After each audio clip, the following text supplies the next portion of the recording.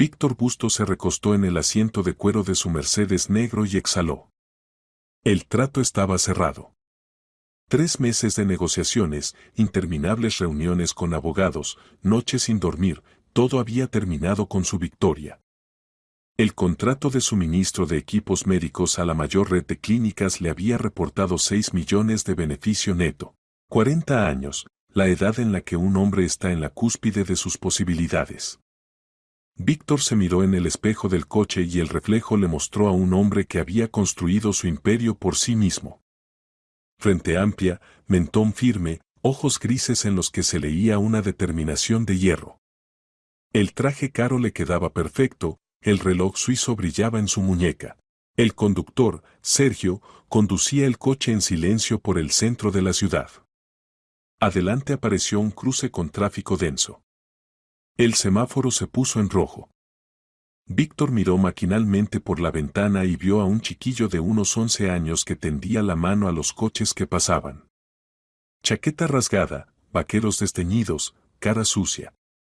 La mirada apagada, desesperanzada. Normalmente Víctor no prestaba atención a los mendigos. La ciudad estaba llena de gente que prefería pedir a trabajar. Pero hoy había una alegría especial. El trato había salido bien. Le apeteció hacer una buena acción, compartir su felicidad. Sergio, baja la ventanilla, ordenó. El conductor le miró sorprendido por el espejo, pero cumplió la orden. El cristal bajó sin hacer ruido. Víctor llamó al chico con un gesto. El muchacho se acercó con cautela, desconfiado. Víctor sacó la cartera, extrajo un billete de 5,000, más de lo que el chico podría juntar en un mes. Se lo tendió con una sonrisa. Toma. Cómprate comida de verdad. El chico se quedó inmóvil, mirando el dinero con los ojos muy abiertos. Luego extendió lentamente la mano. La manga de su chaqueta se subió. Y Víctor lo vio. En la fina muñeca, justo encima de la mano, lucía una marca de nacimiento. Pequeña, pero absolutamente reconocible. Forma de corazón. Igual que la de Marcelo. El corazón de Bustos se encogió. Se le cortó la respiración. La mano con el billete se quedó congelada en el aire. 12 años atrás su hermano menor, Marcelo, había dado un portazo y se había marchado de la casa paterna. Para siempre. La causa había sido una chica, Vera. Sencilla, pobre, trabajaba como cajera en un supermercado. Marcelo la amaba locamente, quería casarse. Pero los padres se oponían categóricamente. El padre gritaba, la madre lloraba. Querían para el hijo menor una pareja ventajosa, contactos, dinero. Marcelo eligió a Vera. Aquella noche en que se fue, Víctor estaba de pie junto a la ventana de su habitación y observaba cómo su hermano se alejaba por la calle oscura con una bolsa en la mano. No lo detuvo. No gritó. Pensaba que Marcelo actuaba estúpidamente, destruyendo su futuro por un capricho momentáneo. Durante 2 años los hermanos no se comunicaron. Víctor construía su negocio, los padres morían lentamente de pena. La madre primero, el corazón no resistió. El padre 6 meses después, un infarto. Víctor intentó encontrar a Marcelo para informarle de la muerte de sus padres, pero el hermano parecía haberse esfumado. Marcelo apareció por sí mismo. Hace 10 años llamó él mismo a Víctor. La voz era débil, entrecortada. Pidió que fuera a verlo. Urgente. Le dio una dirección, algún barrio periférico, una zona donde Víctor nunca había estado. Al llegar allí, Víctor encontró a su hermano en una pequeña habitación alquilada. Marcelo yacía en una cama estrecha, la piel amarillenta, los ojos hundidos. Cáncer de hígado. Última fase. Los médicos le daban 1 semana, máximo 2. Perdóname, susurró Marcelo. Fui un necio. Tenías razón en todo. Víctor se sentó a su lado, sostuvo la mano fría de su hermano y no encontraba palabras. Quería preguntar por Vera, por su vida, por todo, pero Marcelo perdía rápidamente la conciencia por los analgésicos. 5 días después falleció. Víctor enterró a su hermano en el cementerio municipal, junto a sus padres. En el entierro no había nadie más que él mismo y el sacerdote. Vera no vino. Nadie vino. Después del funeral, Víctor intentó encontrarla. Recorrió todos los supermercados de la zona donde ella había trabajado. Nadie sabía nada. Era como si la chica hubiera desaparecido. Y ahora, 10 años después, tenía frente a él a un chico con la marca de nacimiento de su hermano. Aquella misma marca que Víctor recordaba desde la infancia. Él y Marcelo se bañaban juntos en el río, y aquel corazoncito en la muñeca siempre destacaba en la piel bronceada de su hermano. Víctor no recordaba cómo había abierto la puerta del coche. No recordaba cómo había agarrado al chico del brazo. Los dedos le temblaban. Tenía la boca seca. ¿Quién es tu padre? Exhaló. El chico retrocedió asustado, pero Víctor le sujetaba firmemente la muñeca. Sin apretar, pero sin soltar. El muchacho lo miraba con los ojos muy abiertos. En ellos se leía miedo, animal, real. Veía ante sí a un hombre rico con un traje caro que lo había agarrado junto a la carretera y le hacía preguntas extrañas. Probablemente pensaba que era un maníaco o un secuestrador de niños. Suélteme, gimoteaba el chico, intentando liberar su mano. Víctor aflojó los dedos, pero no lo dejó ir lejos. Sergio salió del coche, se puso a su lado, por si acaso necesitaba proteger a su jefe. No te haré daño, dijo rápidamente Víctor, intentando hablar con calma. Solo dime. ¿Cómo se llamaba tu padre? El chico se quedó inmóvil. Miró la marca de nacimiento en su muñeca, luego el rostro de Víctor. Marcelo Bustos, dijo en voz baja. Pero murió hace mucho. No lo recuerdo en absoluto.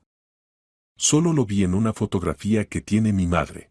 La tierra se abrió bajo sus pies. Víctor se agarró a la puerta del coche. Sergio dio un paso preocupado hacia adelante, pero Bustos lo detuvo con un gesto. ¿Tienes esa foto?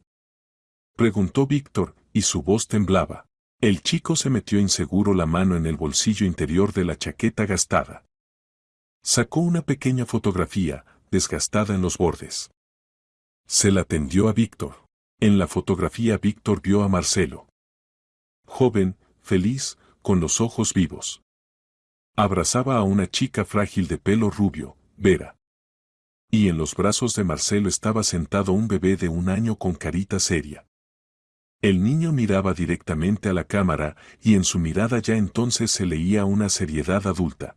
Soy yo, explicó el muchacho. Ahí tengo 1 año. Pero no recuerdo nada, era muy pequeño todavía. Víctor pasó el dedo por la imagen de su hermano.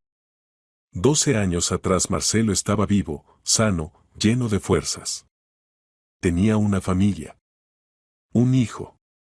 Y Víctor no sabía nada. Cuando su hermano yacía moribundo en aquella habitación miserable, no tuvo tiempo de contarle lo del chico. ¿O no quiso? ¿Temía que Víctor se negara a ayudar? ¿Cómo te llamas?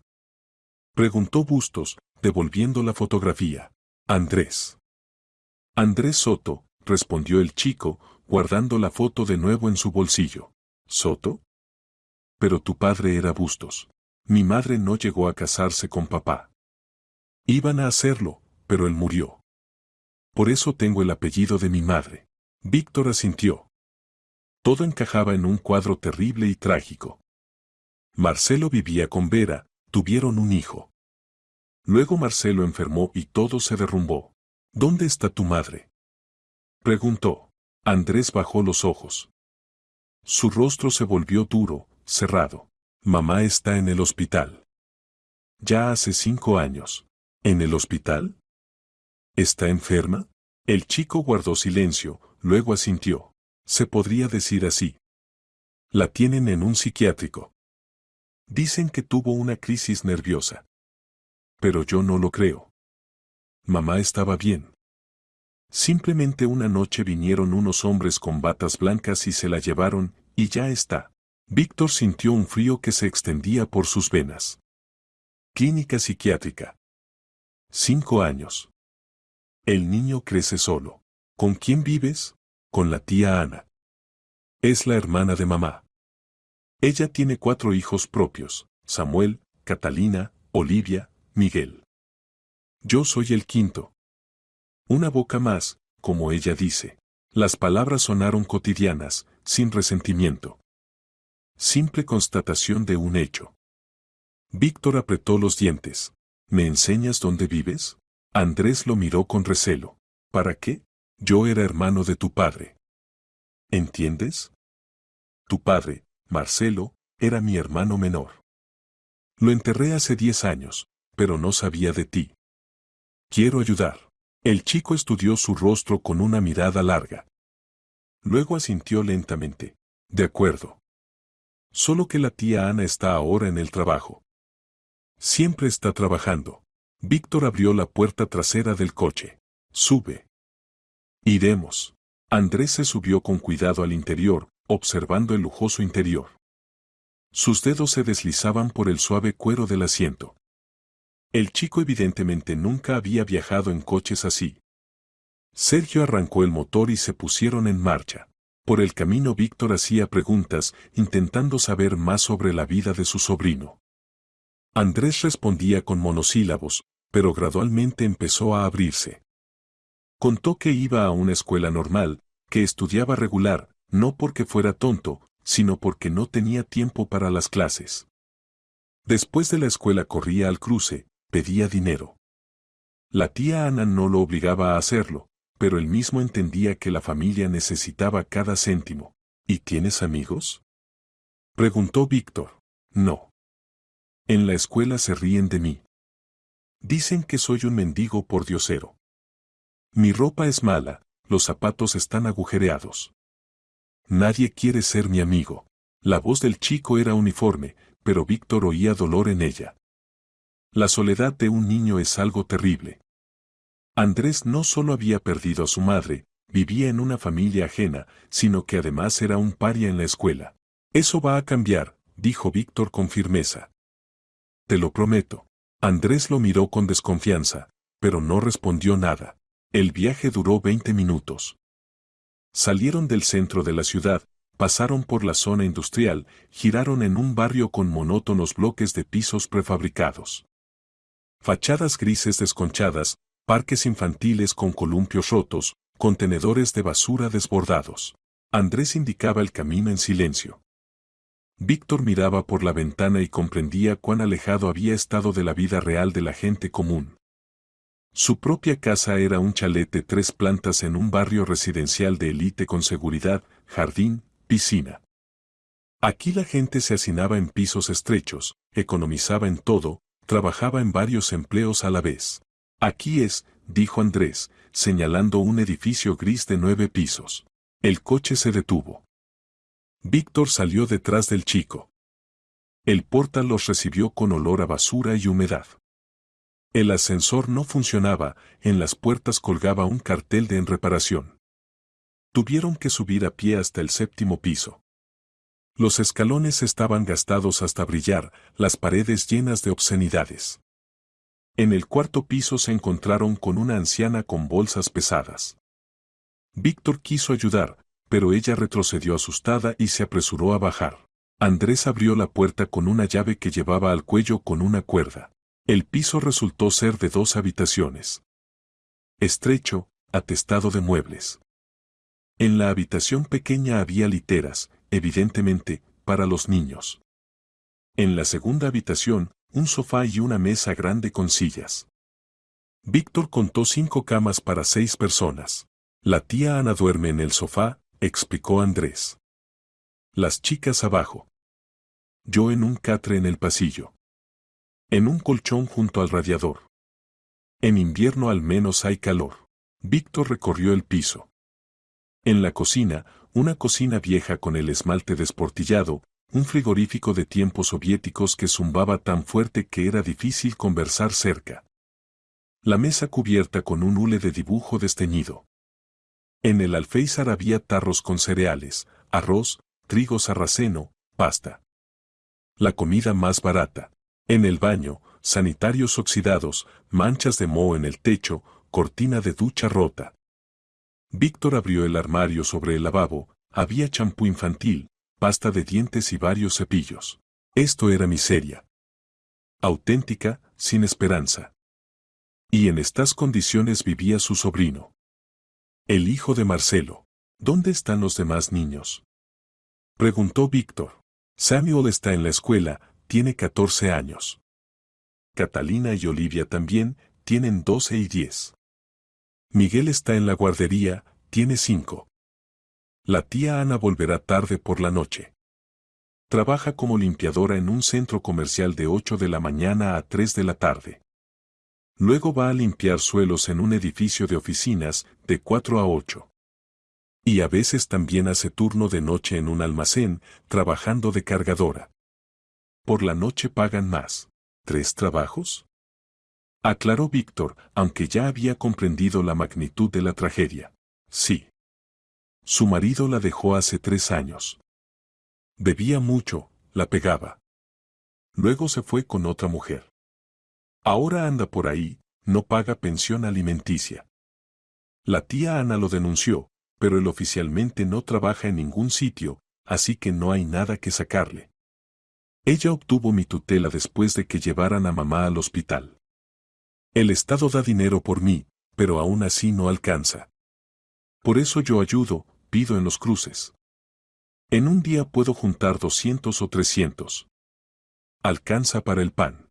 El chico decía todo esto con voz uniforme, sin quejarse. Aceptaba su situación como algo dado. Víctor sentía cómo dentro de él crecía la rabia, contra sí mismo, contra las circunstancias, contra la injusticia de la vida. Este niño era su sobrino. El hijo de Marcelo. Lo único que quedaba de su hermano. Y vivía así. Pedía limosna en las calles. Dormía en un catre en un pasillo frío. Soportaba burlas en la escuela. Andrés, pronunció lentamente Víctor, quiero ayudarte a ti y a tu madre. Pero primero necesito entenderlo todo. Cuéntame con detalle qué pasó con Vera hace 5 años. ¿Por qué la internaron en un hospital psiquiátrico? El chico se sentó en el borde del sofá gastado. Víctor se acomodó a su lado, sintiendo cómo los muelles se hundían bajo su peso. Yo tenía entonces 6 años, empezó Andrés, mirando al suelo. Recuerdo aquella noche. Mamá llegó a casa muy asustada. Toda temblando, ojos rojos, lloraba. Le pregunté, pero no dijo nada. Solo me apretó contra ella tan fuerte que me dio miedo. Me sostuvo mucho, mucho tiempo. Luego llamó a la tía Ana, lloraba por teléfono. La tía vino de noche, se sentaron en la cocina, hablaban en susurros. Yo escuchaba detrás de la puerta. Mamá hablaba de un tal Gaspar, de sangre, de un disparo. La tía Ana la convencía de ir a la policía, pero mamá tenía miedo. Decía que él nos mataría a los dos, a ella y a mí. Víctor se tensó. Gaspar. Ese nombre lo había oído. Gaspar Aguirre, autoridad criminal que controlaba una parte significativa del negocio en la ciudad. Extorsión, blanqueo de dinero, contrabando. La policía llevaba años intentando atraparlo, pero sin resultado. Los testigos desaparecían, los casos se desmoronaban. ¿Qué pasó después?, preguntó en voz baja. Al día siguiente llegaron unos hombres. Hombres con traje y médicos. Dijeron que mamá necesitaba un examen en el hospital. Mamá se negaba, gritaba, intentaba liberarse. Pero ellos mostraron unos papeles, dijeron que había una orden judicial. Se la llevaron. Yo lloraba, me agarraba a ella, pero me apartaron. La tía Ana me llevó con ella. Dijo que era temporal, que devolverían a mamá pronto. Pero pasaron 5 años y todavía no ha vuelto. La voz del chico tembló. Víctor le puso la mano en el hombro. ¿La tía Ana intentó averiguar dónde tenían a tu madre? ¿La visitó? Lo intentó. Encontró la clínica, se llama Esperanza. Pero no dejan entrar. Dicen que el régimen es cerrado, las visitas están prohibidas. La tía Ana escribió quejas, se dirigió a los médicos, pero en todas partes le rechazaban. Luego vinieron a verla unos hombres. Los mismos que se llevaron a mamá. Le dijeron que no se metiera, si no la encerrarían a ella también y a los niños los llevarían a un orfanato. La tía se asustó. Tiene 4 propios, no podía arriesgarse. Dejó de luchar. Todo se iba aclarando. Vera se había convertido en testigo de un crimen de Aguirre, probablemente un asesinato. Él la apartó del camino de la manera más segura, la encerró en una clínica psiquiátrica. Allí la drogaban con medicamentos, la privaban de la posibilidad de hablar, de contactar con el mundo exterior. Oficialmente estaba loca, su testimonio no tenía ningún valor jurídico. Víctor sacó el teléfono. Necesito hacer unas llamadas. ¿Te importa? Andrés negó con la cabeza. Víctor salió al rellano, bajó un par de tramos para que el chico no oyera la conversación. Marcó el número de su abogado, Germán Rivas, uno de los mejores abogados de la ciudad, que llevaba todos los asuntos de Víctor los últimos 8 años. Germán Rivas respondió después del tercer tono. De fondo se oían voces, evidentemente estaba en una reunión. Víctor, felicidades por el trato exitoso. El contrato ya está listo, mañana recogeré la versión impresa. Todo salió perfecto. Germán, tengo una situación de emergencia. Necesito tu ayuda. Inmediatamente. El tono de Víctor hizo que el abogado se pusiera alerta. El ruido de fondo desapareció, Germán evidentemente había salido de la sala. ¿Qué ha pasado? ¿Problemas con el contrato? No, no con el contrato. Es algo personal. Muy personal. Necesito investigar a una persona. Una mujer llamada Vera Soto. Está en una clínica psiquiátrica los últimos 5 años. Necesito toda la información, en qué institución está internada, con qué fundamento, quién tramitó su hospitalización, quién paga el tratamiento, quién la ha visitado todos estos años. Absolutamente todo. Es información médica confidencial, Víctor. Conseguirla es difícil e ilegal sin el consentimiento del paciente o su representante oficial. Lo sé. Pero pagaré cualquier dinero, negociaré con quien sea. Esto concierne a mi familia. A mi sobrino. La última frase sonó dura, con énfasis. Germán exhaló brevemente. De acuerdo. Tengo contactos en círculos médicos. Lo intentaré a través de ellos. Dame 3 o 4 horas. Te llamaré. Espero. Y otra cosa, Germán. ¿Te suena el nombre Gaspar Aguirre? La pausa al otro lado de la línea se volvió pesada. Me suena. Autoridad criminal. Hombre muy peligroso. Tiene conexiones en todas partes, en la policía, en los tribunales, en el ayuntamiento. ¿Para qué lo necesitas? Parece que está relacionado con la hospitalización de Vera Soto. Posiblemente ella fue testigo de su crimen. Víctor, ten cuidado. Si te metes en los asuntos de Aguirre, esto puede terminar muy mal. Para ti, para tu negocio, para todos los que amas. No le tengo miedo. Y no me echaré atrás. Es mi sobrino, el hijo de mi hermano. Estoy obligado a ayudarlo. Entonces necesitarás no solo un abogado, sino también protección seria. Aguirre no juega según las reglas. Lo sé. Organizaré protección. Tú solo consigue la información sobre Vera. Víctor colgó y volvió al piso. Andrés seguía sentado allí mismo, en el sofá, mirando la fotografía gastada de su padre. Los dedos del chico temblaban cuando tocaba la imagen de Marcelo. He encontrado una forma de ayudar a tu madre, dijo Víctor, sentándose a su lado. Mi abogado recopilará toda la información sobre la clínica donde la tienen. Luego iremos allí. La veré, hablaré con los médicos. Y la sacaremos de allí. ¿De verdad lo hará? En la voz de Andrés sonaba esperanza mezclada con desconfianza. Nadie ayudó antes. Todos tenían miedo. Yo no tengo miedo. Y tengo recursos que la tía Ana no tenía. Dinero, contactos, influencia. Todo esto se puede usar para buenas acciones. Pero Gaspar.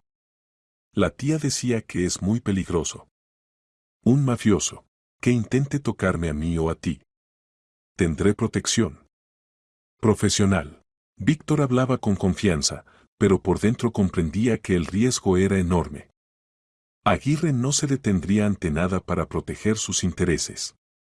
Si Vera vio el asesinato, ella era el testigo principal.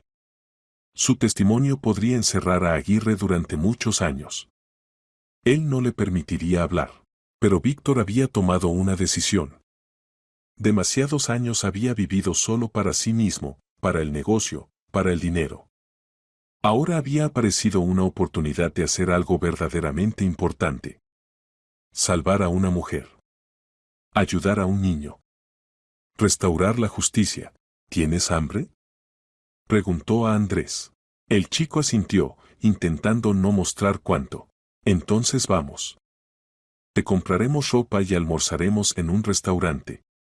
Mientras tanto esperamos la llamada del abogado. No puedo aceptar su dinero así sin más, dijo Andrés con terquedad. No está bien. No es una limosna ni caridad. Eres mi sobrino. Mi familia. Tengo derecho a cuidarte. Tu padre, mi hermano, querría que actuara así. La mención del padre rompió la resistencia del chico. Se levantó, se puso su chaqueta gastada. Salieron del piso, bajaron. Sergio esperaba pacientemente junto al coche, fumando un cigarrillo. Vamos al centro comercial, ordenó Víctor. La galería en la avenida. El viaje duró media hora. En el coche Andrés contaba sobre la escuela, sobre cómo los profesores lo trataban con lástima pero no podían ayudar. Sobre cómo los compañeros lo llamaban pobretón. Sobre cómo soñaba con ser abogado para ayudar a gente tan pobre como él. Víctor escuchaba y comprendía que este chico era más inteligente y fuerte que muchos adultos. Había pasado por pruebas que habrían roto a otro niño.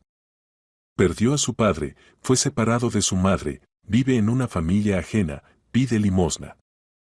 Y sin embargo no se había amargado, no se había roto. Soñaba con ayudar a otros. En el centro comercial Víctor llevó a Andrés a una tienda cara de ropa infantil. Las vendedoras los miraron con miradas evaluadoras.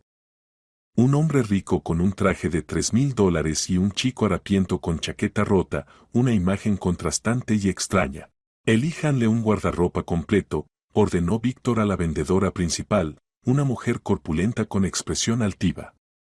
Chaqueta, vaqueros, camisas, zapatos. Todo de la mejor calidad. Para todas las estaciones. La vendedora miró a Andrés con valoración. ¿Cuánto está dispuesto a gastar? Lo que sea necesario. El precio no importa. La mujer se animó. La siguiente hora transcurrió en probadores. Andrés daba vueltas torpemente frente a los espejos, evidentemente no acostumbrado a tanta atención. Se miraba en los vaqueros nuevos y la chaqueta de calidad como si fuera otra persona. Víctor compraba todo sin distinción, 5 pares de vaqueros, una docena de camisetas, 3 chaquetas para diferentes estaciones, zapatillas deportivas, botas, botas de invierno, calcetines, ropa interior. Es demasiado, murmuró Andrés, mirando la creciente montaña de bolsas. No podré llevarlo todo. Sergio lo llevará todo a tu casa. Y ahora ponte esto, Víctor le tendió un conjunto de ropa nueva. La ropa vieja la tiraremos. Pero la tía Ana puede arreglársela a Miguel. Olvídalo. Miguel también tendrá ropa nueva. Me ocuparé de ello. Andrés se cambió, vaqueros nuevos, jersey, chaqueta. Se puso las zapatillas deportivas. Se miró al espejo y se quedó inmóvil. Ante él estaba otro chico, limpio, aseado, vestido como un niño normal de una familia normal. Gracias, susurró, y la voz le temblaba. Cuando terminaron con la ropa, fueron al restaurante del último piso del centro comercial. Lugar caro con grandes ventanales, con vistas a la ciudad, camareros con smoking.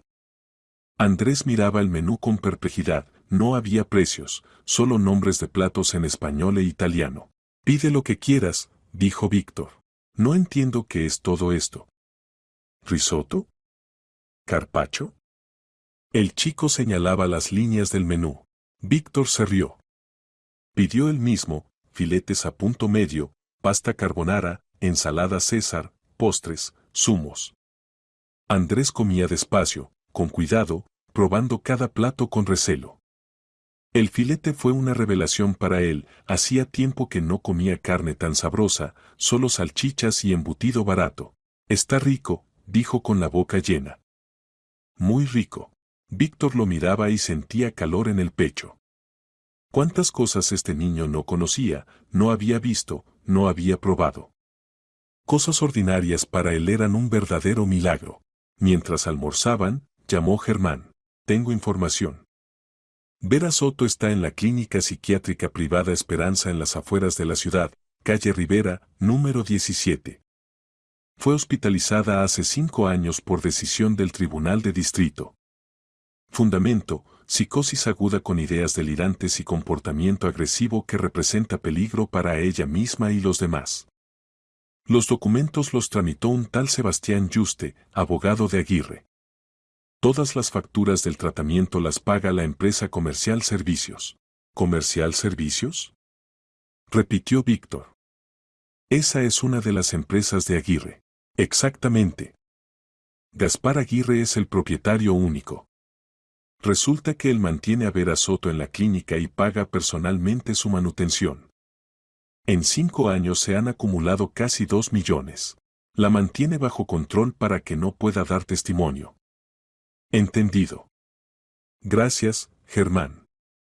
Mañana por la mañana iremos allí. Habrá que tramitar permiso de visita. Víctor, allí hay régimen cerrado. Las visitas solo para familiares cercanos y solo con permiso del médico jefe. Pueden rechazarte. Encontraré la manera de convencer al médico jefe. El dinero abre cualquier puerta. Ten cuidado. Si la clínica pertenece a Aguirre, allí están todos sus hombres. Cámaras, escuchas. Se enterará de tu visita en el mismo instante. Que se entere. Actúa abiertamente, dentro de la ley. Quiero ver a la mujer, madre de mi sobrino. Es mi derecho. Víctor colgó. Miró a Andrés, que terminaba el pastel de chocolate con helado. He encontrado a tu madre. Mañana iremos a verla. Los ojos del chico se abrieron de par en par. La cuchara cayó de su mano, sonó contra el plato. ¿De verdad? ¿De verdad la ha encontrado? Sí. Está en la clínica Esperanza en la calle Rivera. Iremos allí mañana por la mañana. La verás. Andrés se echó a llorar. En silencio, intentando no atraer la atención de los clientes del restaurante. Las lágrimas rodaban por sus mejillas y no las limpiaba. Víctor le tendió una servilleta. Todo estará bien. Te lo prometo. Por la noche volvieron a la casa de Andrés. Sergio ayudó a llevar las numerosas bolsas de ropa hasta el piso. La tía Ana ya estaba en casa, una mujer corpulenta de unos 40 años con una bata lavada hasta el desgaste. Cansada de la vida. Las manos rojas, agrietadas del trabajo constante con agua y productos químicos. Cuando Víctor entró en el piso, ella lo miraba con sospecha y miedo. ¿Quién es usted y para qué ha venido?, preguntó bruscamente, tapando con su cuerpo a los niños que habían salido corriendo de la habitación. Si es de servicios sociales, todos los documentos están en orden. Soy tutora legal. Víctor levantó las manos en gesto conciliador. No soy de servicios sociales. Me llamo Víctor Bustos. Soy hermano de Marcelo Bustos, el padre de Andrés.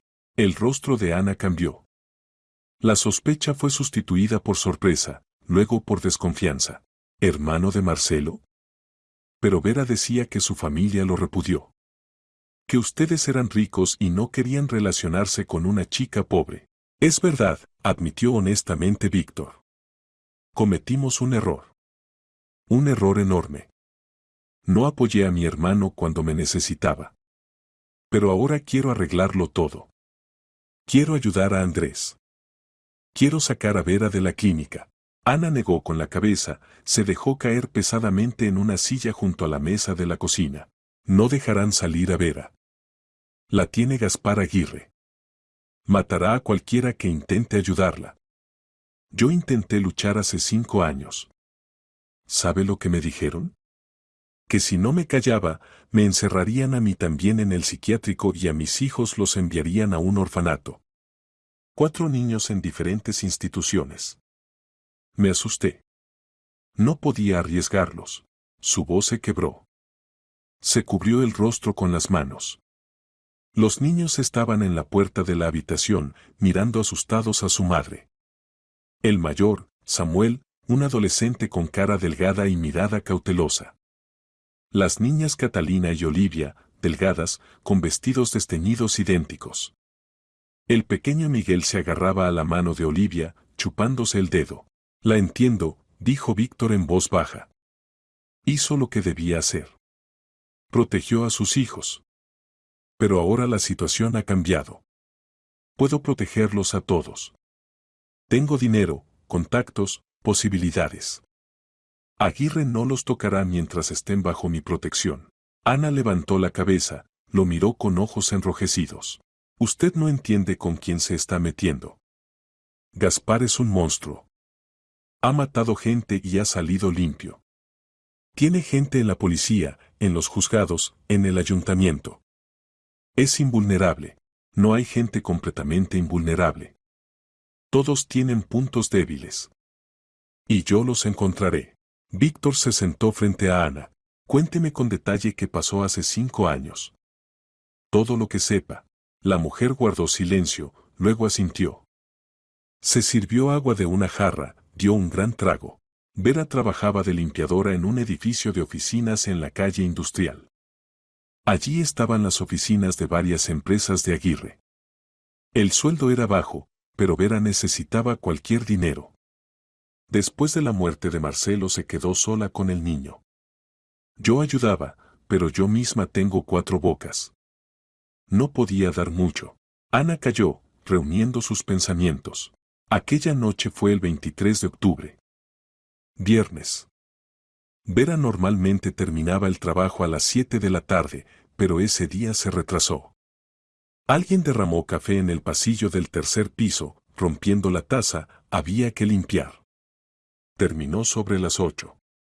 El edificio estaba casi vacío, el guardia de abajo ya dormitaba. Vera iba por el pasillo hacia la escalera, pasaba junto al despacho de Aguirre. La puerta estaba entreabierta, normalmente él siempre cerraba con llave, pero aquella vez se olvidó. Oyó un grito. Una voz masculina gritaba, Gaspar, no. Tengo familia. Hijos. Ana se secó las lágrimas que habían brotado. Vera se detuvo. Luego miró por la rendija de la puerta. Vio a Aguirre. Ante él, de rodillas, había un hombre de unos 35 años, las manos atadas a la espalda con cinta adhesiva. El rostro ensangrentado, moratones, ceja partida. Aguirre sostenía una pistola con silenciador. Hablaba fríamente, sin emoción. ¿Pensaste que podías engañarme? ¿Pensaste que no me enteraría de que filtrabas información a los competidores? Me vendiste por dinero, miserable. El hombre lloraba, suplicaba, pero Aguirre no escuchaba. Levantó la pistola, la apoyó en su cabeza. Disparó. Una vez. Vera dijo que el sonido fue apagado, amortiguado. El hombre cayó. La sangre corrió por el suelo. Víctor escuchaba. Andrés estaba a su lado, pálido. Vera gritó. No pudo contenerse. Aguirre se volvió, la vio en la puerta. Su rostro se contorsionó de ira.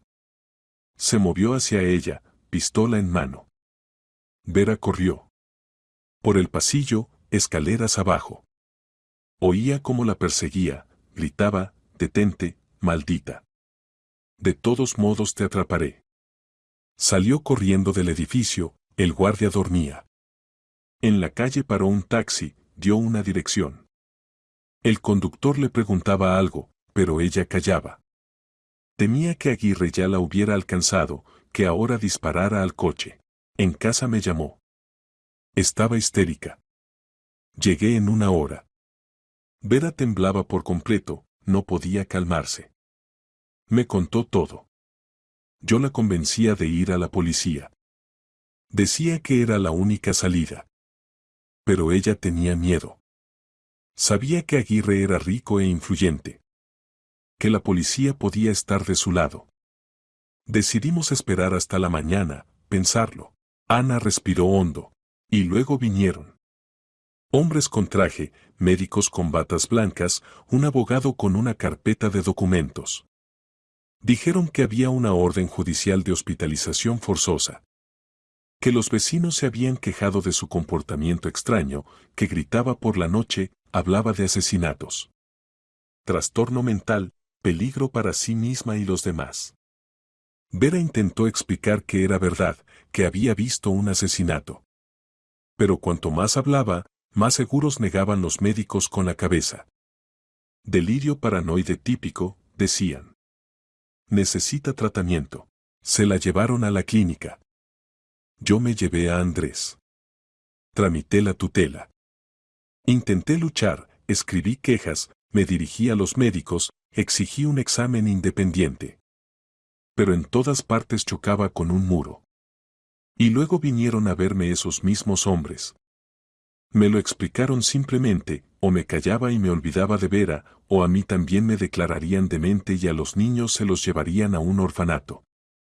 Me asusté. Perdóneme, pero me asusté por mis hijos. Ana estalló en sollozos. Víctor se acercó, le puso la mano en el hombro. Usted no tiene la culpa. Hizo todo lo que pudo. Salvó a Andrés, le dio un hogar. Eso ya es mucho. Traicioné a mi hermana, sollozaba Ana. La dejé pudrirse en ese lugar. Ahora tiene un aliado. Traeré a Vera de vuelta. Lo prometo. Víctor sacó una tarjeta de visita, la dejó sobre la mesa. Este es mi número. Si hay problemas, cualquier amenaza, llame inmediatamente. Enviaré protección. Ana tomó la tarjeta con dedos temblorosos. ¿Lo dice en serio? ¿Protección? Absolutamente en serio. Desde mañana habrá un coche con 2 guardias de seguridad de guardia cerca de su casa. Las 24 horas. Aguirre se enterará de que me he ocupado de este caso. Puede intentar presionarla. Pero no podrá. Se volvió hacia Andrés. Mañana por la mañana pasaré a recogerte a las 8. Iremos a ver a mamá. Prepárate. El chico asintió, los ojos brillantes. Víctor volvió a casa tarde por la noche. El gran chalet de 3 plantas lo recibió con vacío y silencio. La sirvienta se había ido hacía tiempo, el cocinero también. Estaba solo en la enorme casa con 10 habitaciones, 3 baños, biblioteca, gimnasio, piscina. Antes este vacío no lo molestaba. Víctor estaba acostumbrado a la soledad. Después del divorcio de su esposa hace 7 años, el matrimonio había sido infeliz, sin amor, simplemente una asociación comercial de 2 personas ambiciosas, prefería vivir solo. El trabajo, los tratos, las reuniones ocupaban todo su tiempo. La casa era simplemente un lugar para dormir. Pero hoy, después de ver el piso de Andrés, el vacío parecía incorrecto. Esta enorme casa podía albergar a mucha gente. Y aquí vivía una sola persona. Víctor subió al despacho del segundo piso, encendió el ordenador. Buscó información sobre Gaspar Aguirre. 47 años, nacido en una familia obrera, en su juventud practicó deporte, boxeo, sambo. Luego siguió el camino criminal. Empezó con pequeñas extorsiones, gradualmente subió. Ahora controlaba varias decenas de empresas, oficialmente limpias, en realidad dedicadas al blanqueo de dinero, contrabando, operaciones ilegales. La policía había intentado atraparlo muchas veces. Pero los testigos desaparecían. Los documentos se perdían. Los casos se desmoronaban en los tribunales. Aguirre tenía conexiones al más alto nivel. Víctor comprendía que la lucha sería dura. Pero no pensaba retirarse. Llamó a su conocido, Omar Delgado, periodista de investigación que se especializaba en corrupción y crimen organizado. Omar respondió enseguida, aunque eran casi las 11 de la noche. Víctor. Hacía tiempo que no hablábamos. ¿Cómo va todo? Necesito tu ayuda, Omar. ¿Has oído hablar de Gaspar Aguirre? Por supuesto. Llevo 3 años recopilando material sobre él. Pero no puedo publicarlo, no hay suficientes pruebas y testigos protegidos. Todos tienen miedo de dar testimonio. ¿Por qué te interesa Aguirre? Víctor le contó toda la historia, sobre Andrés, sobre Vera, sobre el asesinato que ella vio. Omar escuchaba, haciendo de vez en cuando preguntas aclaratorias. Si Vera da testimonio, esto puede ser un avance, dijo al final. Pero necesitará protección poderosa. Aguirre no se detendrá ante nada. Lo sé. Organizaré protección. Y tú necesitas recopilar toda la información sobre sus crímenes. Cuando llegue el momento, publicarás el material. La presión pública ayudará a la policía a actuar. De acuerdo. Involucraré a mi gente. Empezaremos a cavar más profundo. Víctor colgó y se fue a dormir. Pero no pudo dormirse durante mucho tiempo. Los pensamientos giraban en torno al día siguiente. El encuentro con Vera. ¿Cómo se ve después de 5 años en una clínica psiquiátrica? ¿Ha conservado la cordura? ¿Podrá dar testimonio? Por la mañana Víctor se levantó a las 6, se duchó, se vistió con un traje serio. Desayunó café con tostadas. A las 7:30 Sergio trajo el coche. Fueron a buscar a Andrés. El chico esperaba junto al portal, vestido con la ropa nueva. Rostro limpio, pelo peinado. Pero ojos inquietos. ¿Tienes miedo? Preguntó Víctor cuando Andrés se subió al coche. Un poco. No he visto a mamá en 5 años. ¿Y si no me reconoce? ¿Y si de verdad se ha vuelto loca? Te reconocerá. Y no está loca. Simplemente la mantuvieron encerrada y la alimentaron con pastillas. La sacaremos de allí. El camino hasta la clínica duró 40 minutos. El edificio estaba situado en las afueras de la ciudad, tras una alta valla con alambre de espino en la parte superior. Gris, sombrío, parecido a una prisión. Seguridad en la puerta, 2 hombres con caras sombrías. Víctor se acercó a la puerta, bajó la ventanilla. Quiero ver al médico jefe. Tengo una cita. El guardia comprobó la lista, negó con la cabeza. No está en la lista. Llame al médico. Dígale que Víctor Bustos quiere hablar sobre la paciente Vera Soto. Sobre asuntos financieros. El guardia tomó de mala gana la radio, habló con alguien. 1 minuto después asintió. Pasen. El médico jefe lo recibirá. La puerta se abrió lentamente. El coche entró en el territorio. Aparcamiento, avenida con árboles raquíticos, el edificio mismo, 4 pisos de hormigón gris con rejas en las ventanas. Víctor y Andrés entraron. Vestíbulo con mostrador de registro, linóleo en el suelo, olor a lejía y medicamentos. La enfermera del mostrador, una mujer de unos 50 años con cara de piedra. Venimos a ver al médico jefe, dijo Víctor. 3er piso, despacho 301. El ascensor no funciona. Subieron por las escaleras. Los pasillos estaban vacíos, las puertas cerradas. De vez en cuando se oían gritos, gemidos. Andrés palideció. Da miedo aquí, susurró. Pronto tu madre saldrá de aquí. Aguanta un poco. El despacho 301 estaba al final del pasillo. Placa en la puerta, médico jefe A. Beltrán. Víctor llamó, entró. El médico jefe, Anatolio Beltrán, estaba sentado tras un macizo escritorio. Hombre de unos 55 años con cara rolliza, doble mentón, ojos fríos tras las gafas. Traje caro, reloj Rolex en la muñeca. Evidentemente una persona que ganaba bien con su posición. ¿Señor Bustos? ¿En qué puedo ayudarle? Voz cortés pero falsa. Quiero ver a Vera Soto. Soy familiar. Beltrán se recostó en el respaldo del sillón, juntó los dedos formando un arco. ¿Qué familiar exactamente? Hermano de su difunto compañero. Y este es su hijo, Andrés. El médico miró al chico, luego de nuevo a Víctor.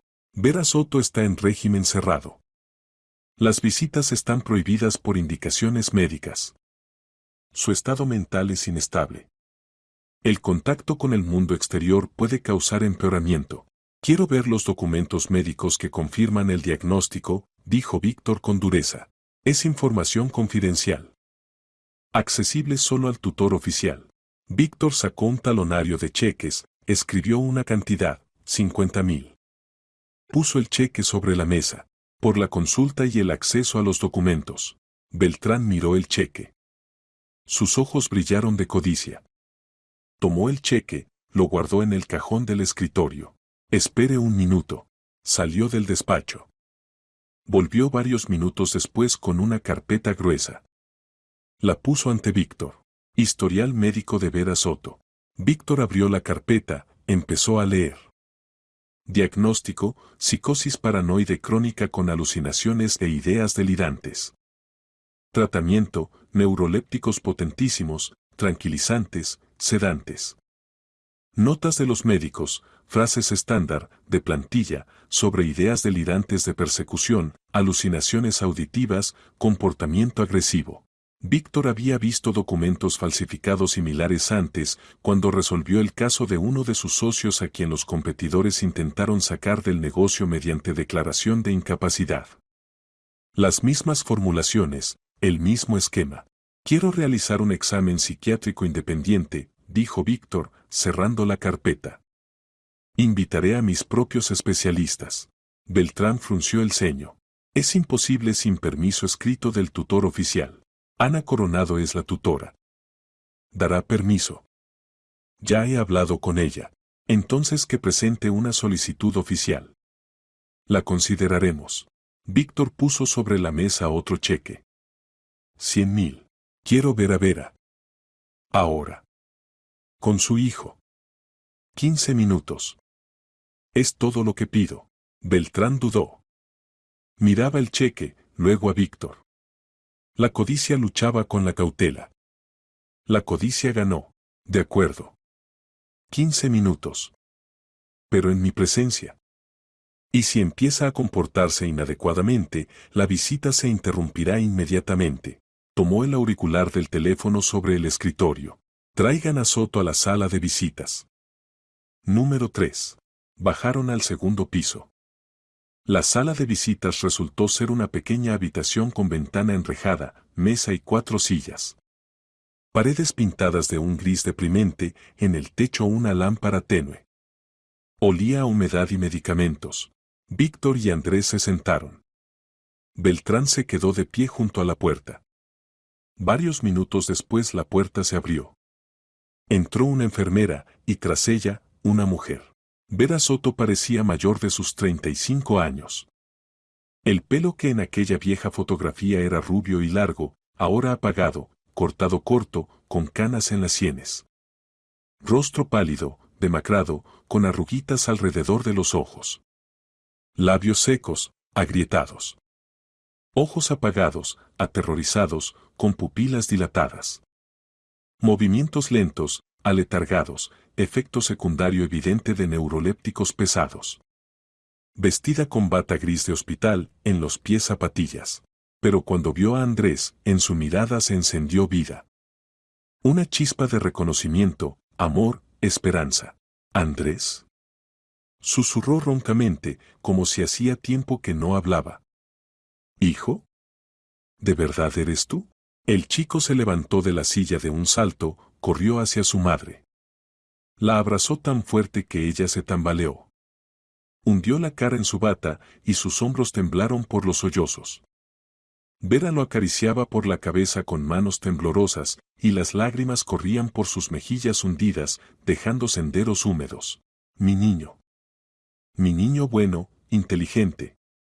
Cómo te he echado de menos. Cómo soñaba con abrazarte. Víctor se volvió, sintiendo como un nudo se le subía a la garganta. Incluso Beltrán apartó la mirada, aunque su rostro permaneció pétreo. Vera y Andrés estuvieron abrazados varios minutos. Luego el médico tosió. Siéntense, por favor. El tiempo es limitado. Se sentaron a la mesa. Andrés no soltaba la mano de su madre, la sostenía con ambas palmas. Vera lo miraba ávidamente, como si temiera que desapareciera.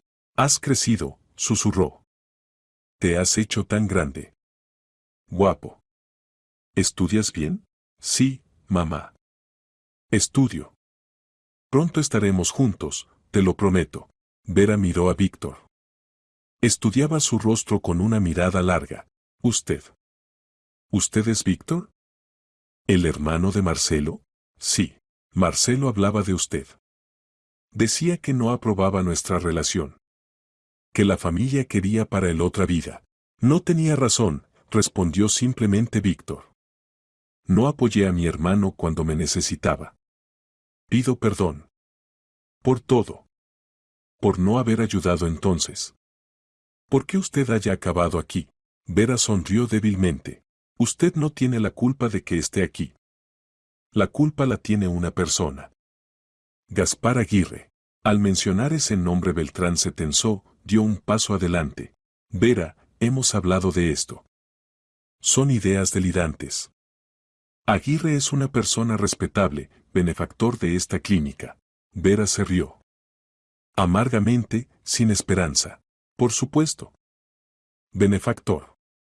Me tiene aquí hace 5 años. Paga por mi encierro. Para que no cuente la verdad. Vera, usted está enferma. ¿Le parece? No me parece nada. Gritó de repente, y en su voz surgió acero. Vi cómo mató a un hombre. Le disparó en la cabeza. Yo estaba allí. No es una alucinación. Beltrán agarró la radio. La visita ha terminado. La paciente se comporta agresivamente. Víctor se levantó, alzó la mano. Espere. Vera, cálmate. Te creo. Sé que dices la verdad. Y te sacaré de aquí. Lo prometo. Vera lo miró. En sus ojos se leían esperanza y desconfianza a la vez. ¿Cómo? Él es demasiado fuerte. Los matará. Matará a Andrés. No matará. Tengo un plan. Te sacaré de aquí legalmente, a través del tribunal. Organizaré un examen independiente, demostraré que estás sana. Luego darás testimonio en el comité de investigación. Encerrarán a Aguirre. Usted no entiende. Entiendo. Pero no me echaré atrás. Eres mi familia ahora. La viuda de mi hermano, la madre de mi sobrino. La enfermera tomó a Vera del codo. Se acabó el tiempo. Vamos. Vera se levantó, pero seguía mirando a Víctor. Si lo dice en serio. Si de verdad ayuda. Contaré todo. Cada detalle de aquella noche. Todo. Contarás. Cuando salgas de aquí. Y será pronto. Vera abrazó a Andrés por última vez. Te amo, hijo. Más que a la vida.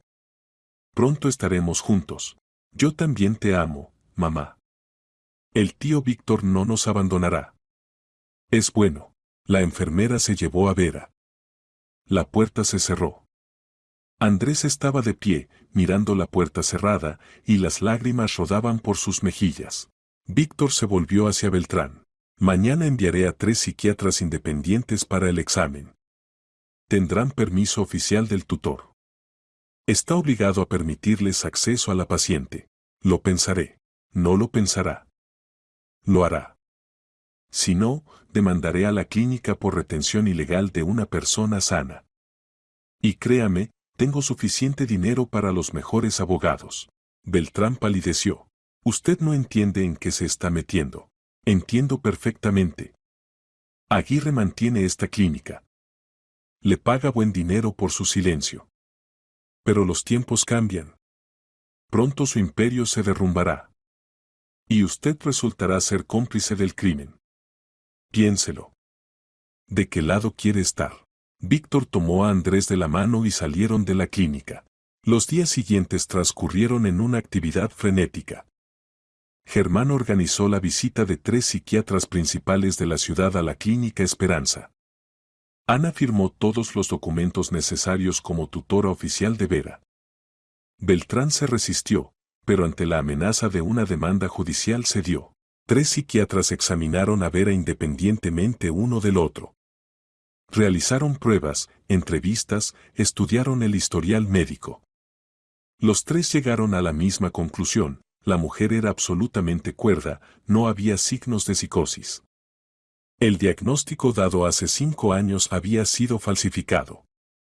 El único problema eran las consecuencias de la ingesta prolongada de medicamentos potentes, aletargamiento, temblor de manos, trastornos del sueño. Germán presentó documentos en el Tribunal de Distrito para la revisión del caso de hospitalización forzosa. Adjuntó los informes de los 3 psiquiatras, el testimonio de Ana, documentos médicos. Pusieron en marcha el proceso. Aguirre no se quedó de brazos cruzados. 3 días después de la visita de Víctor a la clínica le llamó un número desconocido. Móvil, no registrado. Víctor respondió: ¿Señor Bustos? Voz masculina áspera. Sí. Le manda saludos Gaspar Aguirre. Pide que no se meta en asuntos ajenos. Si no, se arrepentirá. Dígale a Aguirre que no estoy acostumbrado a retirarme. Y que pronto estará tras las rejas. Usted no entiende con quién se está metiendo. Gaspar tiene brazos largos. Lo alcanzará en cualquier parte. Que lo intente. Víctor colgó. 1 hora después le llamó Germán. Víctor, ten cuidado. Se acercaron coches a tu casa. La seguridad los detectó. Un Lexus negro sin matrícula. Dieron vueltas junto a la puerta, se fueron. Era de esperar. Refuerza la seguridad. Contrataremos más gente. Ya lo hice. 4 guardias adicionales entraron de servicio. Ex-fuerzas especiales, de confianza. Bien. Y asigna 2 a Ana y los niños. Las 24 horas. Esa misma noche alguien rompió los cristales del coche de Víctor que estaba aparcado en la oficina. 2 días después incendiaron el garaje de su finca. El fuego se apagó rápido, pero la señal era clara: Aguirre había empezado a actuar. Víctor no se asustó. Contrató seguridad adicional. Instaló cámaras de vigilancia por todo el perímetro de la casa y la oficina. Asignó a Andrés un guardaespaldas personal. El chico acompañaba al niño a la escuela y lo recogía. Paralelamente el periodista Omar Delgado cavaba información sobre Aguirre. Encontró ex-empleados que estaban dispuestos a hablar sobre los crímenes del jefe. Encontró documentos que confirmaban el blanqueo de dinero. Encontró testigos de palizas y extorsiones. Pero todos tenían miedo de dar testimonio oficial. Se necesita un testigo principal, dijo Omar durante su encuentro en un café. Alguien que vio un crimen grave. Un asesinato, por ejemplo. Entonces los demás se atreverán. Hay ese testigo. Vera Soto. Vio cómo Aguirre mató personalmente a un hombre. Le disparó en la cabeza. Omar se alegró. Eso cambia el caso. Si ella da testimonio, publicaré el material. La resonancia pública obligará a la policía a actuar. Primero hay que sacarla de la clínica. El juicio está programado dentro de 2 semanas. Mientras tanto, Víctor llamó a su viejo conocido, el coronel Eugenio Ruiz del Comité de Investigación. Se conocieron hace 5 años, cuando Víctor ayudó en la investigación de corrupción en el ayuntamiento, proporcionando documentos financieros. Desde entonces mantenían contacto. Eugenio, necesito tu ayuda. Hay un testigo del asesinato cometido por Gaspar Aguirre. Una mujer vio cómo mató a un hombre a tiros hace 5 años. ¿Aguirre? La voz de Ruiz se volvió cautelosa. Llevamos 10 años intentando atraparlo. Pero los testigos desaparecen o se retractan. Este testigo dará testimonio. Pero necesita protección. Protección seria. Programa de protección de testigos. Puedo organizar. Pero solo después del testimonio oficial. Y solo si la investigación reconoce la información como confiable. De acuerdo. Te la llevaré en cuanto el tribunal autorice el alta de la clínica. Ruiz guardó silencio. Víctor, ¿entiendes los riesgos? Aguirre no se detendrá ante nada. Intentará eliminar al testigo antes del juicio. Entiendo. Por eso necesito tu ayuda. ¿Puedes asignarle protección inmediatamente después del alta? ¿Hasta el testimonio oficial? Extraoficialmente puedo. 2 agentes de civil. Pero es lo máximo que puedo hacer sin denuncia oficial. De acuerdo. El juicio tuvo lugar 2 semanas después de presentar la solicitud. La sesión se celebró en el Tribunal de Distrito, pequeña sala en el segundo piso. La jueza Gracia, una mujer mayor conocida por su integridad. Germán presentó todos los documentos, informes de 3 psiquiatras, testimonio de Ana Coronado como tutora, historiales médicos. Argumentó que Vera Soto estaba absolutamente sana y se la mantenía en la clínica ilegalmente. El abogado de la clínica, aquel mismo Sebastián Yuste que había tramitado los documentos hace 5 años, intentaba objetar. Se refería a viejos registros de médicos, al supuesto comportamiento agresivo de la paciente, al peligro para la sociedad. Pero la jueza estudió todos los papeles atentamente. Hizo varias preguntas a Germán, varias al abogado de la clínica. Luego se retiró a la sala de deliberaciones. Víctor estaba sentado en la sala, apretando los apoyabrazos de la silla. Andrés a su lado, pálido de nervios. Ana rezaba, moviendo los labios. 20 minutos después la jueza regresó. De pie, el tribunal entra. Todos se levantaron. Tras examinar los materiales del caso, escuchar a las partes, el tribunal ha llegado a la siguiente conclusión. Los informes de 3 psiquiatras independientes son unánimes. Vera Soto no sufre trastornos mentales. El diagnóstico dado hace 5 años no se confirma con los estudios modernos. No hay fundamentos para la hospitalización forzosa. El tribunal decreta dar de alta a Vera Soto de la Clínica Esperanza. Cerrar el caso de declaración de incapacidad por falta de fundamentos. La decisión entra en vigor inmediatamente. Golpe de mazo. La jueza se levantó, salió. Víctor exhaló. Germán sonrió. Victoria. Victoria limpia, incondicional. Andrés abrazó a su tío, lloró de felicidad. Dieron de alta a Vera al día siguiente. Víctor fue personalmente a buscarla, con Andrés y seguridad reforzada, 4 guardaespaldas en 2 coches. Beltrán nos recibió en la entrada con cara agria, pero firmó los documentos en silencio. No tenía elección, la decisión judicial no era apelable. Vera salió sosteniendo una pequeña bolsa de tela con sus pertenencias. Vestida con los mismos vaqueros y jersey con los que se la habían llevado hace 5 años, la ropa se había conservado en el almacén. Rostro pálido, pero ojos vivos, llenos de esperanza. Andrés corrió hacia ella, la abrazó. Estuvieron así varios minutos, sin hacer caso de los que les rodeaban. Víctor esperó pacientemente. Finalmente Vera levantó la cabeza, lo miró. Gracias. Nunca olvidaré lo que ha hecho por nosotros. Es solo el principio, respondió Víctor.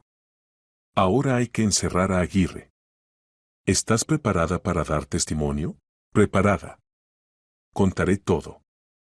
Que se pudra en la cárcel hasta el fin de su vida. Se subieron al coche.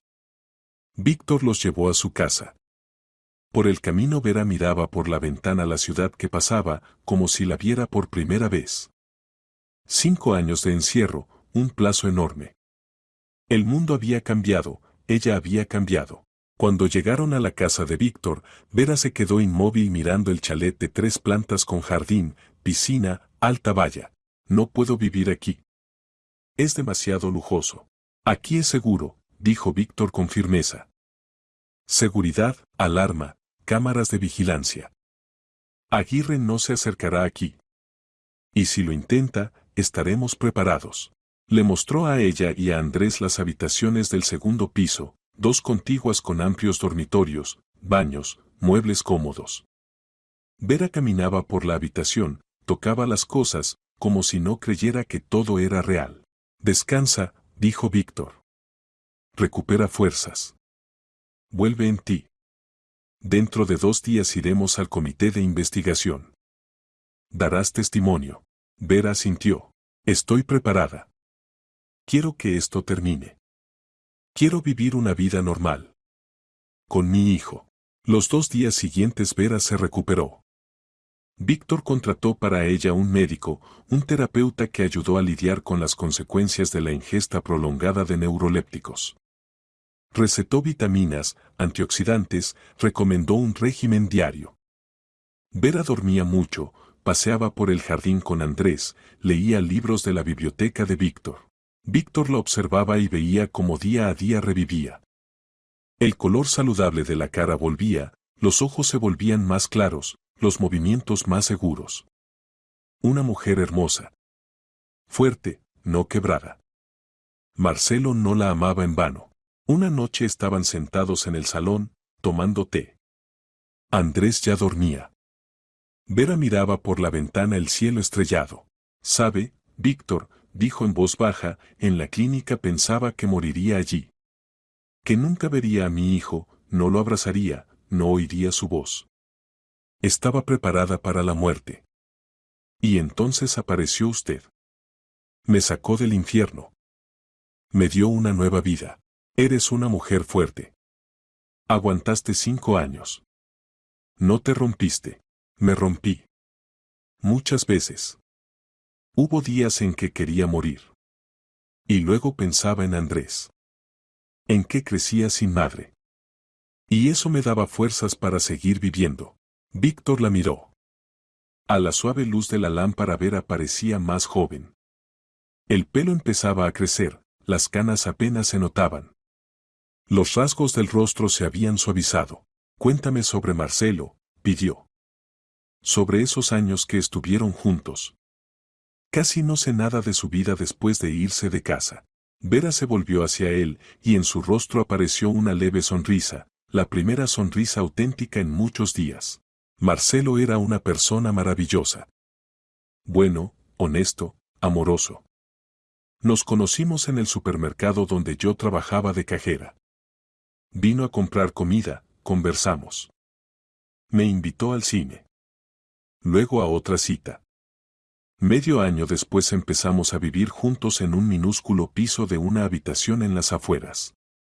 Marcelo trabajaba en la construcción como cargador, ganaba poco, pero nos alcanzaba. Éramos felices. Íbamos al parque, veíamos películas en casa, soñábamos con el futuro.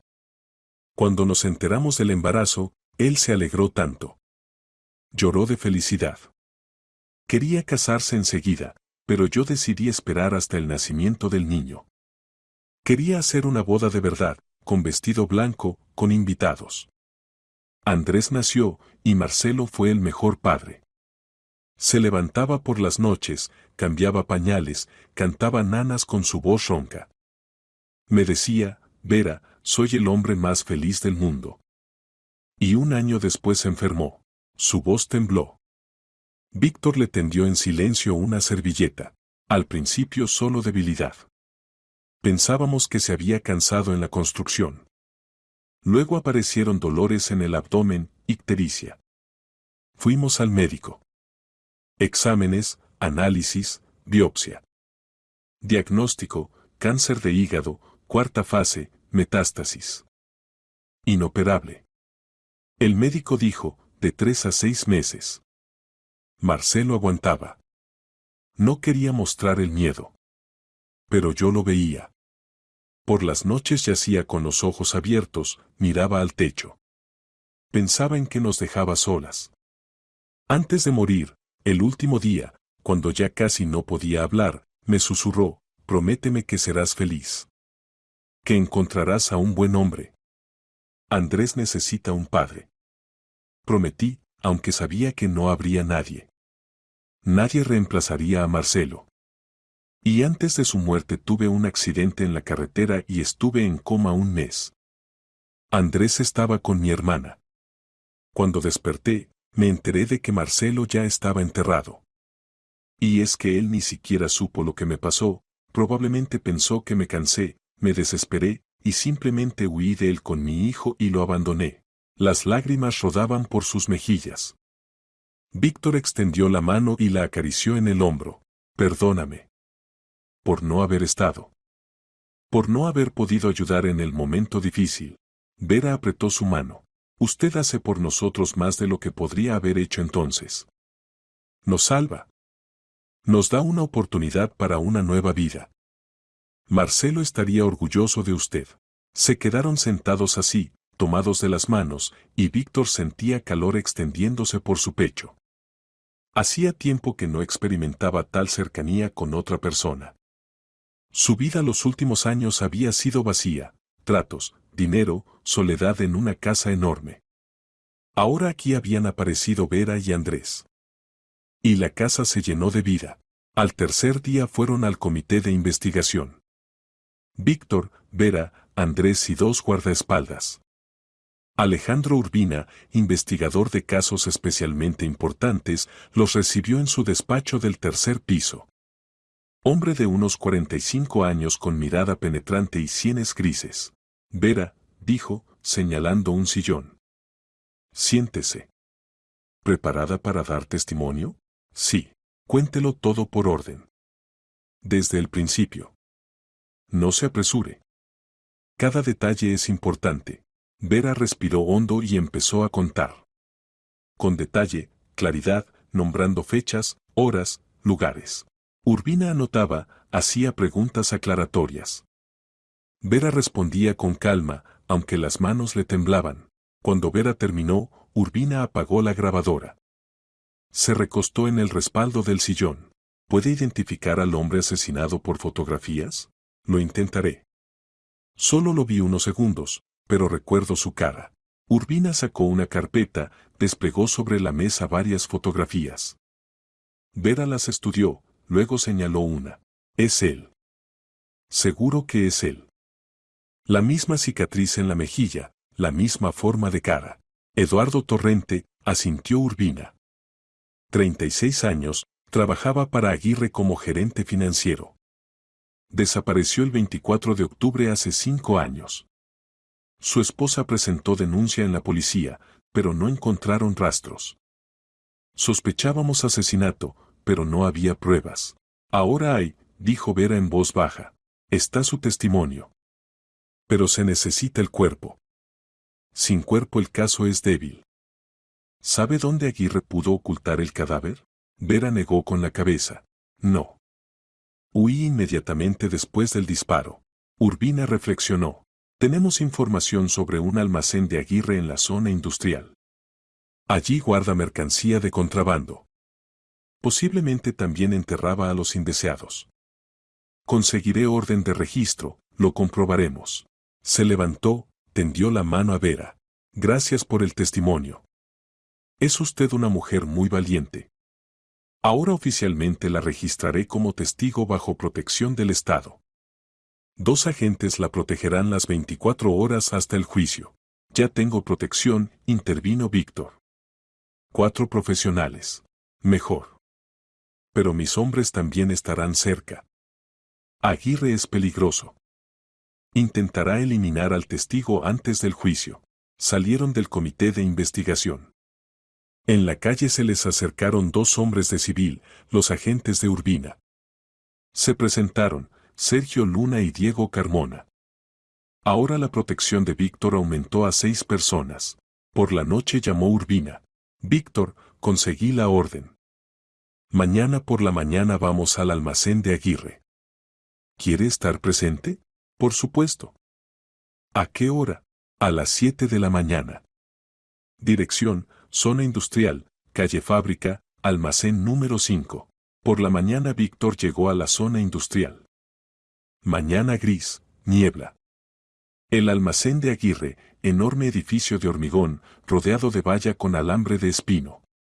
El grupo operativo ya había llegado, 8 hombres con chalecos antibalas, guía canino con perro, experto forense. Urbina dirigía la operación. Abrieron la puerta con una radial, entraron. El almacén estaba lleno de contenedores, cajas, palés con mercancía. Olía a humedad y aceite de máquinas. Busquen en el rincón del fondo, ordenó Urbina. Según información operativa, allí enterraban. El grupo pasó a la parte trasera del almacén. El perro empezó a olfatear el suelo de hormigón, de repente ladró, gimió. El guía asintió. Aquí. Detecta descomposición. Los agentes trajeron martillos neumáticos, empezaron a abrir el suelo. Trabajaban con cuidado, centímetro a centímetro. El hormigón había sido vertido hace 5 o 6 años. Una hora después aparecieron restos con ropa podrida, chaqueta negra. El experto se agachó, examinó los restos con guantes de goma. Hombre. Herida de bala en el cráneo, orificio de entrada en la zona parietal. Calibre 9 milímetros, presumiblemente. Lleva aquí unos 5 años, a juzgar por el estado de los tejidos, huesos y ropa. Urbina sacó el teléfono, fotografió. Se volvió hacia Víctor. Es él. Torrente. Ahora tenemos pruebas más el testimonio de Vera. Aguirre irá a juicio. Prepara su testigo para un proceso largo. Ese mismo día la policía cayó sobre Aguirre. Lo detuvieron en su propia mansión en las afueras de la ciudad. Gaspar se resistió, gritaba sobre abogados, sobre conexiones en la fiscalía, sobre un error. Pero las pruebas eran irrefutables. Se lo llevaron al centro de detención preventiva. Por la noche Víctor comunicó la noticia a Vera. Ella estaba sentada en el salón con Andrés, leían un libro juntos.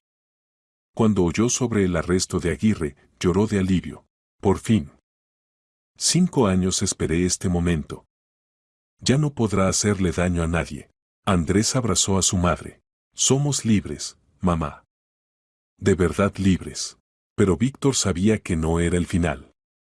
Aguirre estaba tras las rejas, pero le quedaban conexiones, dinero, gente.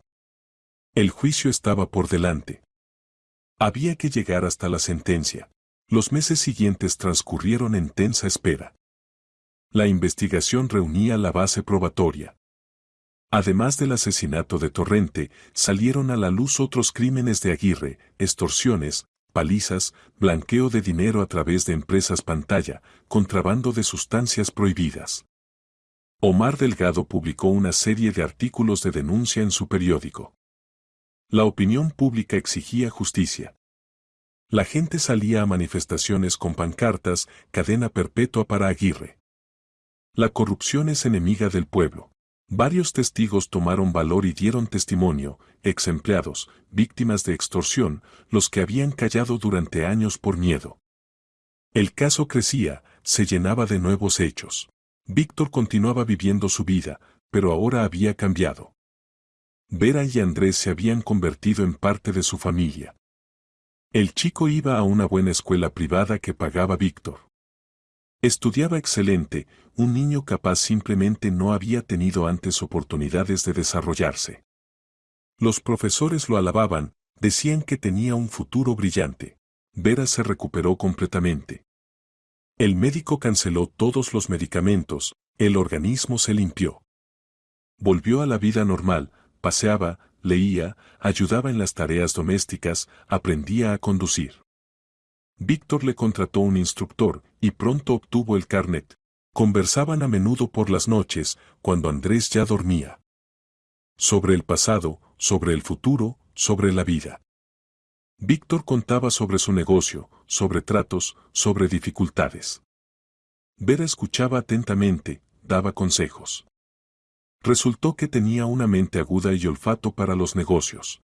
Sabes, dijo Víctor una vez, podrías trabajar en mi empresa. Tienes talento para las finanzas. Vera se rió. Yo. Mis estudios son la escuela y cursos de cajera. La educación se puede conseguir. Lo principal es tener cabeza sobre los hombros. Y tú la tienes. Vera reflexionó. Quizás de verdad lo intente. Toda la vida trabajé de limpiadora, de cajera. Quiero algo más. Víctor le organizó cursos de contabilidad, luego la ayudó a matricularse en la Facultad de Economía a distancia. Vera estudiaba ávidamente, absorbiendo conocimientos. Medio año después empezó a ayudar a Víctor con documentos, revisar informes, analizar flujos financieros. Trabajaban juntos, eran socios no solo en la vida sino también en los negocios. Y Víctor se sorprendía pensando que miraba a Vera no solo como la viuda de su hermano. Le atraía su fuerza de espíritu, bondad, inteligencia. Había pasado por el infierno pero no se había roto. Una noche, cuando trabajaban en el despacho en el informe trimestral, Vera levantó la cabeza de los papeles. Víctor, quiero decirle algo. Te escucho. Estos meses que vivimos aquí, comprendí que siento por usted algo más que gratitud.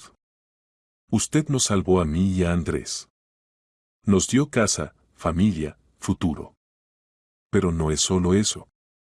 Usted es buena persona. Fuerte, fiable, honesto. Con usted me siento protegida. Y feliz. Gracias por la nueva vida. Víctor se levantó del escritorio, se acercó a ella. Se arrodilló ante su sillón, tomó sus manos en las suyas. Vera, yo también siento por ti más de lo que debería. Me gustas. Como mujer. Pero no quería apresurar los acontecimientos. No quería que te sintieras obligada conmigo. Has pasado por demasiado. Vera sonrió entre lágrimas. No me siento obligada. Me siento enamorada. Por primera vez después de la muerte de Marcelo. Pensaba que nunca más amaría. Pero usted. Usted despertó en mí lo que creía muerto. Víctor la atrajo hacia sí, la besó. Un beso largo, tierno. Se quedaron así, abrazados, y el tiempo se detuvo. Cásate conmigo, susurró Víctor. Sé mi esposa. Adoptaré a Andrés oficialmente. Seremos una familia de verdad. Sí, respondió Vera sin dudar. Sí, quiero eso. El juicio contra Aguirre empezó en otoño. El proceso duró 3 semanas. La sala estaba abarrotada, periodistas, activistas, víctimas de los crímenes de Gaspar. Vera dio testimonio el primer día. Hablaba con calma, claridad, describía cada detalle de aquella noche. La defensa intentaba desacreditarla, refiriéndose a su estancia en la clínica psiquiátrica. Pero los exámenes independientes confirmaban su cordura. Y el cuerpo encontrado de Torrente y el examen balístico hablaban por sí mismos, la bala en el cráneo coincidía con la pistola incautada en el registro a Aguirre. Otros testigos contaban sobre extorsiones, palizas, amenazas. Ex-empleados revelaban esquemas de blanqueo de dinero. Los documentos confirmaban cada palabra. Aguirre estaba sentado en la sala, pálido, demacrado. Sus abogados intentaban construir una defensa, pero las pruebas eran irrefutables. La sentencia se dictó a finales de octubre, exactamente 5 años después del asesinato de Torrente. La jueza la leyó durante media hora, larga lista de crímenes. Aguirre fue declarado culpable del asesinato de Eduardo Torrente, de extorsión, privación ilegal de libertad de Vera Soto, blanqueo de dinero, organización de banda criminal. Por el conjunto de crímenes se le impuso una pena, 15 años de privación de libertad en colonia de régimen estricto con confiscación de bienes. Golpe de mazo. Sacaron a Aguirre bajo escolta. Se volvió, miró a Vera con mirada llena de odio. Pero ella lo miraba con calma. La victoria era suya. Después del juicio volvieron a casa. Andrés corría por el jardín, alegre. Vera estaba junto a la ventana, miraba a su hijo y sonreía.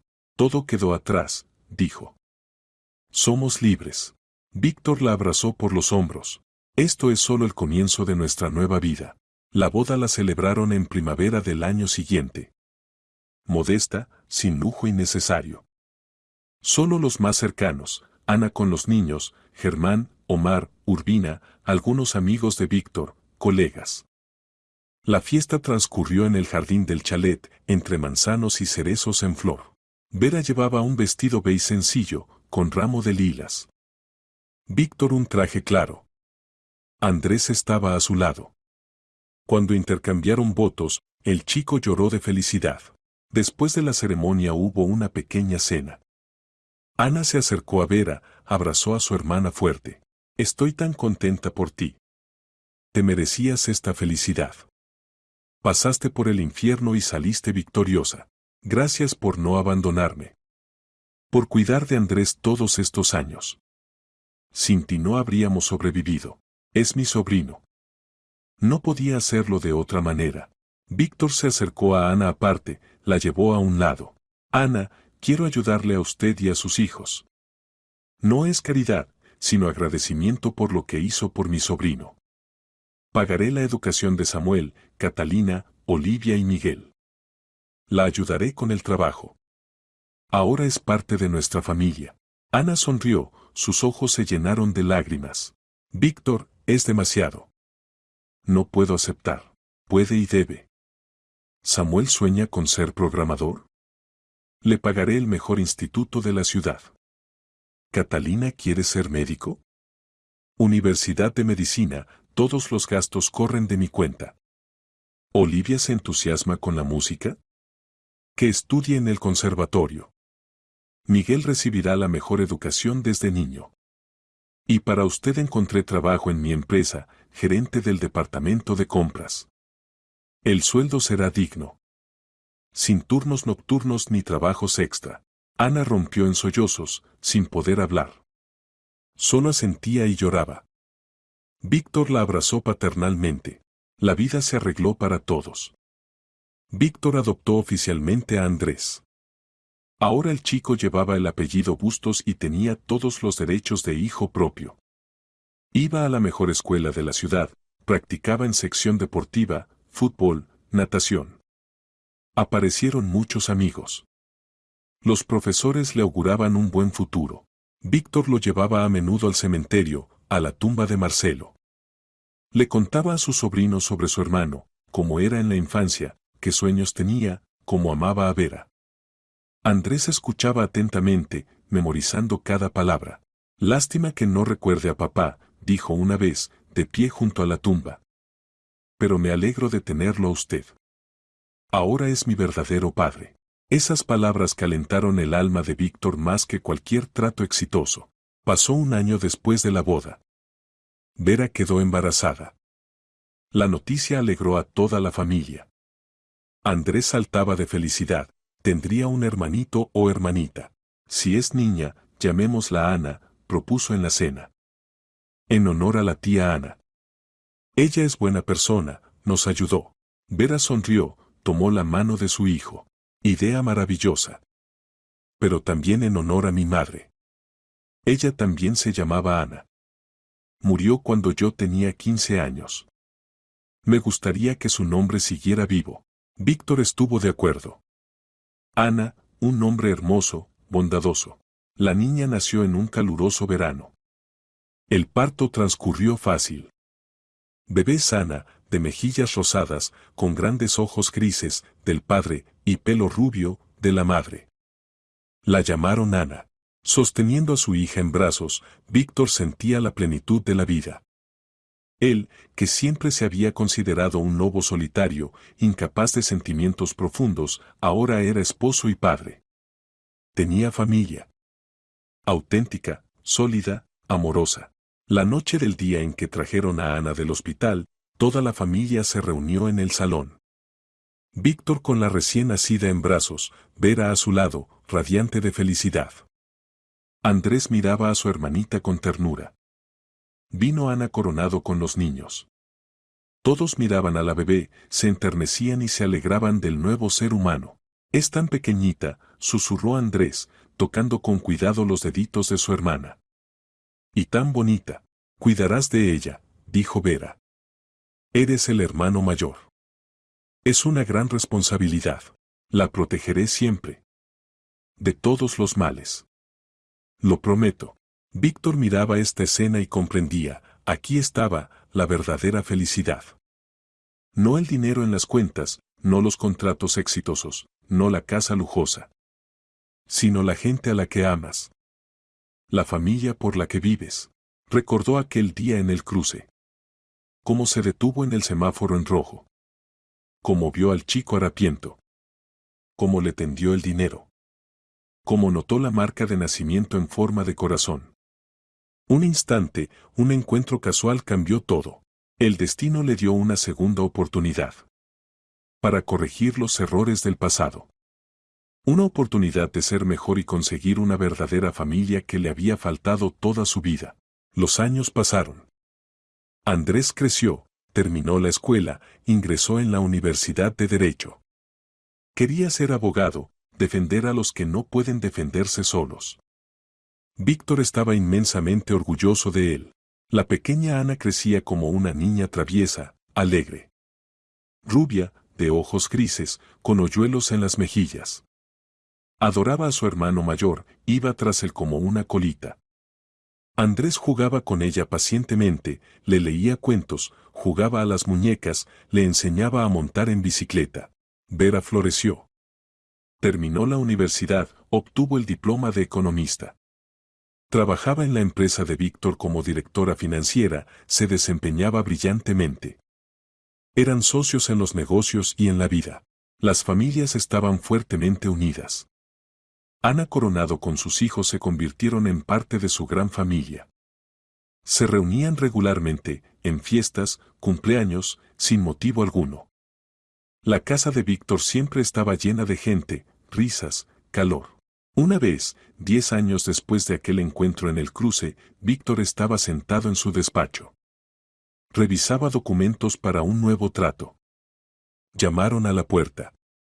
Entró Andrés, 21 años, joven alto y guapo con ojos serios y andar seguro. Papá, ¿puedo hablar? Víctor sonrió. La palabra papá de labios de Andrés siempre causaba calor en su pecho.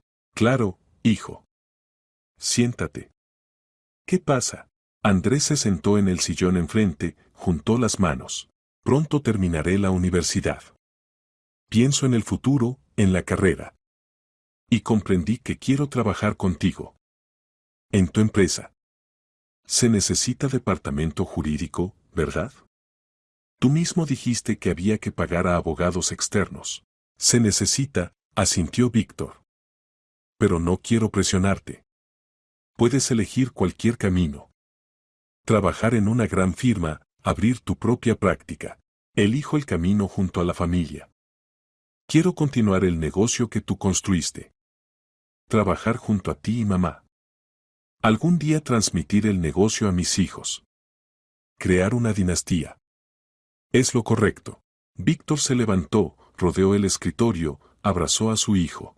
Entonces bienvenido al equipo, hijo. Se quedaron así, abrazados, y Víctor pensaba en Marcelo.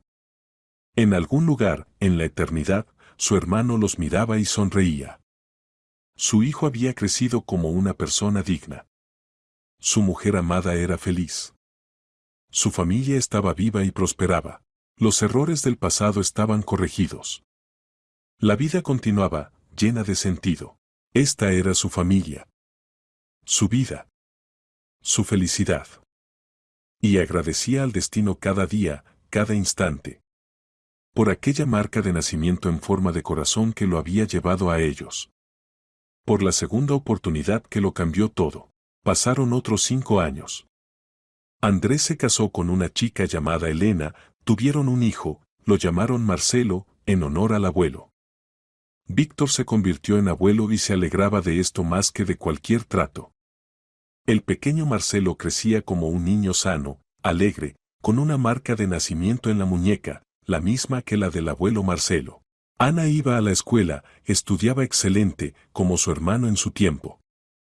Soñaba con ser maestra, amaba a los niños. Víctor sabía que sería una pedagoga maravillosa, porque había tanta bondad en ella. Vera continuaba trabajando en la empresa, se convirtió en socia de Víctor. Juntos ampliaron el negocio, abrieron nuevas direcciones. Pero nunca olvidaron lo principal, la familia, el amor, las personas. Ana Coronado se convirtió en abuela, Samuel se casó, nació una hija. Catalina terminó medicina, trabajaba como pediatra en un hospital infantil. Olivia ingresó en el conservatorio, daba grandes esperanzas. Miguel estudiaba en la escuela, quería ser ingeniero. Todos ellos se reunían regularmente en la casa de Víctor, gran familia ruidosa de 3 generaciones. Víctor recordaba a menudo aquel día en el cruce. Y cada vez agradecía al destino esta oportunidad. Por la posibilidad de corregir errores. Por el derecho de amar y ser amado. La vida continuaba. Brillante, llena de sentido, rodeada de amor. Y Víctor Bustos sabía con certeza que no la estaba viviendo en vano.